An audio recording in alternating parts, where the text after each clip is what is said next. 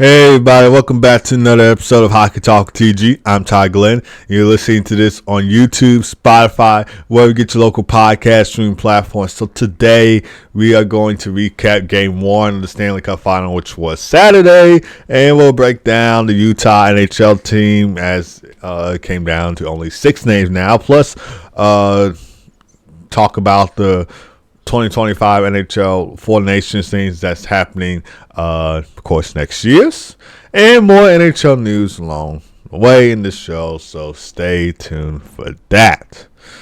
But without further ado, we are going to get started. So the Panthers, they start the Stanley Cup Final with a Game 1 shutout win over the Edmonton Oilers, and therefore they lead the series 1-0.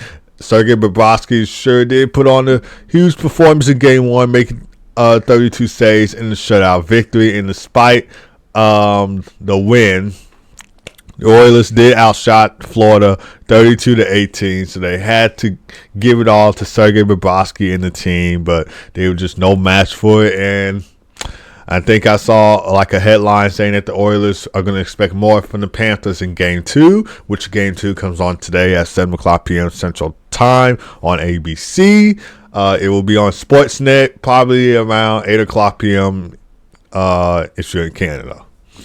So, yeah, the Oilers, they're going to expect more from the Florida Panthers in Game 2 because the Panthers are one heck of a team to watch, and it was tough for the Oilers to come out with the win right there, but they are looking forward to even up the series at 1 game apiece heading to Edmonton. And fun fact, this is actually the longest distance between Edmonton and Florida in the Stanley Cup Final. I think it's like between 2,000 through 4,000 miles. That's just the estimate. I'm not exactly sure, but I know Edmonton to Florida, that's a long distance. So I'm going to guess like between 2,000 and 4,000 miles is how long it takes to get to from Edmonton to Florida, or Florida to Edmonton. This was also a physical game in Game 1. Panthers had a huge 57 hits, so they had 57 hits in the game while the Oilers had 32. So this was a physical game from the start. And it turns out Carter Verhaeghe's goal was the game winner. That was, of course, scored in the first period. Second period, I think Evan Rodriguez scored, and then Luostarinen ended the game with an empty netter to seal the deal. Also, another fun fact, this is the first time that the top 4 picks of any draft will be competing in the Stanley Cup Final. In this case, the 2014 NHL draft. So, of course, Aaron Ekblad, he was drafted first overall by the Florida Panthers, and he's on the Panthers. Sam Reinhart, he was behind him, second overall, drafted by the Buffalo Sabres. Of course, he's on the Florida Panthers. He was a 50-goal scorer for the Florida Panthers this 2023-2024 season. Of course, Leon Draisaitl, drafted by Edmonton, still plays for the Edmonton Oilers. He was drafted third overall. And, of course, Sam Bennett, who was drafted by the Calgary Flames, is, of course, on the Florida Panthers. So, yeah, top 4 picks of any draft. Like I said, in this case, 2014 NHL draft will be competing in the Stanley Cup Final. So I kind of found that very interesting. And here's another fun fact. 3 players start playing in the Stanley Cup Final have won Stanley Cups before. Like Corey Perry, he won the Stanley Cup with the Anaheim Ducks back in 2007. And he's also the first player in NHL history to reach the Stanley Cup Final with 5 teams. Like I mentioned, winning the Stanley Cup with Anaheim back in 2007. Because, of course, he did play for the Anaheim Ducks at first. And now he played for the Dallas Stars in 2020. That was during the bubble when the Dallas Stars reached the Stanley Cup Final. Of course, everything was weird then. And, of course, the Montreal Canadiens, that was in 2021 Stanley Cup Final. Canadiens and Lightning going at it then. It was a weird division. And then, of course, he was on the Tampa Bay Lightning. He went to the 2022 Stanley Cup Final after losing to the Lightning, both in 2020 and 2021. And of course, they went up against Colorado Avalanche. The Lightning ended up losing. And now he's on the Edmonton Oilers this year, Stanley Cup Finals. So, yeah, 5 teams: Anaheim Ducks, Dallas Stars, Montreal Canadiens, Tampa Bay Lightning, and Edmonton Oilers. So, nice job, Corey Perry. And of course, Vladimir Tarasenko, he's on the Florida Panthers. He won the Stanley Cup with St. Louis Blues in 2019. And Carter Verhaeghe, he's of course on the Florida Panthers. He won the Stanley Cup with the Tampa Bay Lightning in 2020. So switching Florida teams right there. And like I mentioned already, Game 2 is Monday, June the 10th, which is today. It's going to be coming on at 7 o'clock p.m. Central Time on ABC. So the Panthers look to take a 2-0 series lead over the Edmonton Oilers heading into Edmonton, whereas the Oilers are looking forward to even up the series at 1 game apiece. But it's going to be tough against Florida, but we'll see if they can get it done. All right, so now we're going to talk about the Utah NHL team. So they broke it down to 6 names now. So, of course, we got the Utah Yeti, Utah Mammoth, Utah Outlaw, Utah Venom, Utah Blizzard, or Utah Hockey Club. So, and like I mentioned on this show already, Utah Blizzard is my favorite name. Utah Yeti sounds great, too. That's probably second in line. I mean, it sounds great, but Utah Blizzards just has a nice ring to it. It sounds great. Sounds like an actual team name. Utah Outlaws, it kind of sounds like a Texas themed team. And plus, we already got the Dallas Stars, so why do we need another Texas, themed team? It kind of sounds like that. Utah Hockey Club, like I said, I don't know if you guys heard me say this on the show, but I said that was a corny name for a NHL team. It's great for a middle school or high school team, but for it to be a professional NHL team, that just sounds way too corny. Like they couldn't come up with something better than that. So I'm hoping that Utah Blizzards is the team name at the start of the 2024-2025 season. If it's Utah Yeti, not bad at all. Utah Mammoth seems okay, but as long as it's not Utah Hockey Club or Utah Outlaws, because like I said, that just sounds like Texas team, and the team is in Utah, not in Texas, so I didn't think that would be a great name either. So between Utah Blizzards and Utah Yeti, I am all for it, but mostly Utah Blizzards.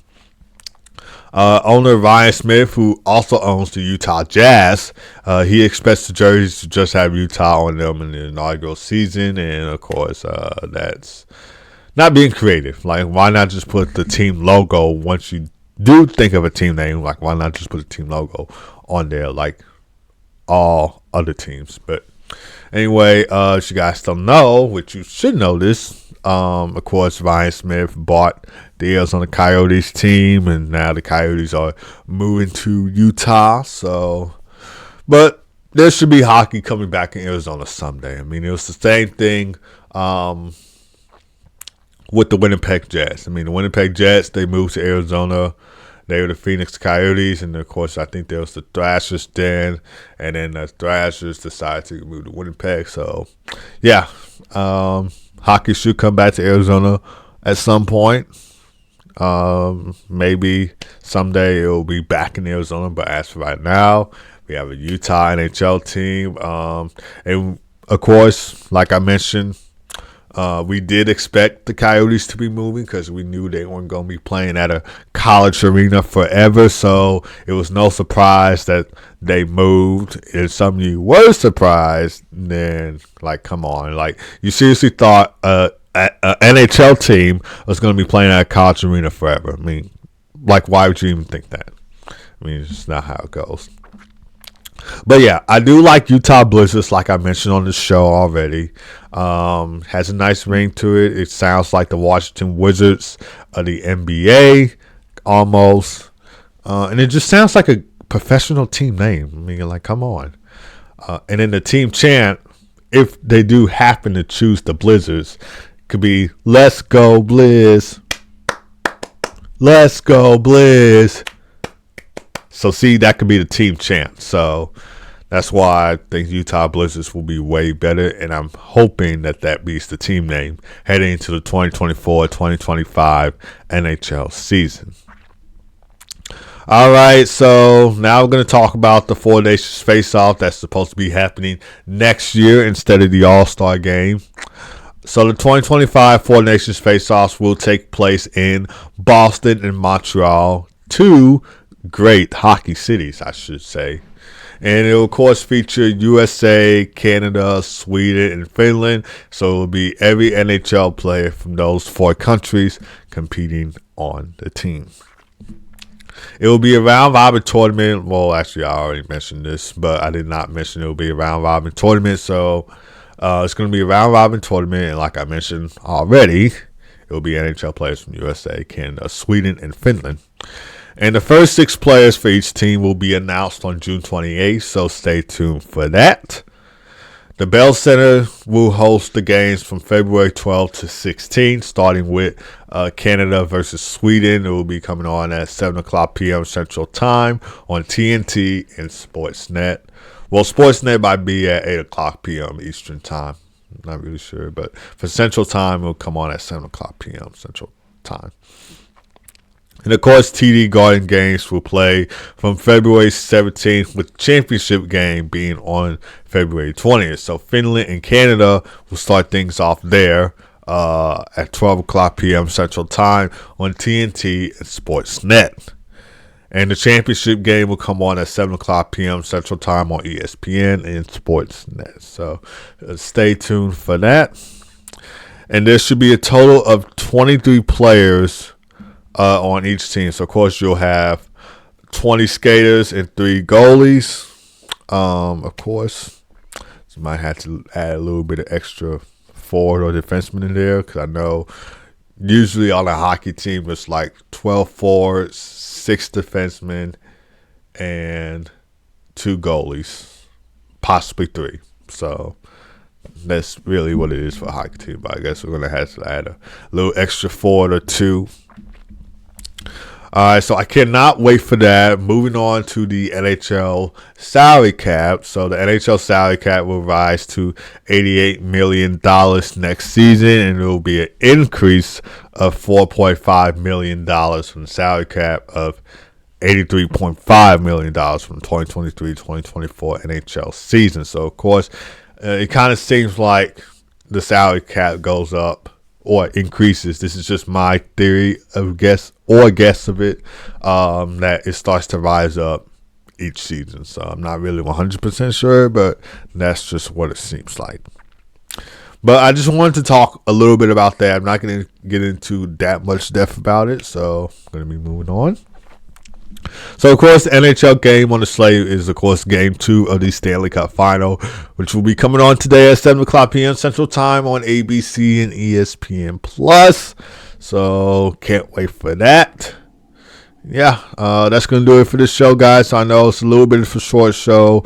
The off season, I'll try and continue my hockey podcast during the off season.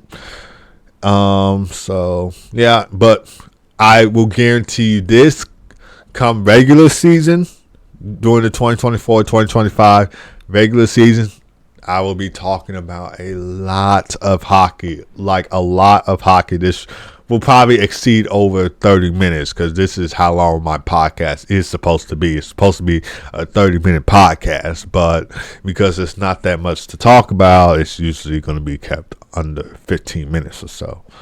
It's only Stanley Cup Final going on. Of course, if we do hear other big NHL news, I will tell you guys on my podcast, so stay tuned for that. The time has not changed. This will still be from 10:30 to 11 a.m. Central Time, but the days have changed, so we'll be doing this every Monday, Wednesday, and Friday.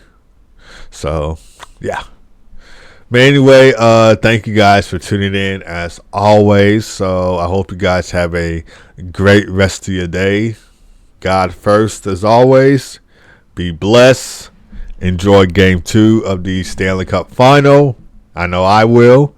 And yeah, I will see you guys Wednesday to recap Game 2 of the Stanley Cup Final and more NHL news that comes along the way. So, peace.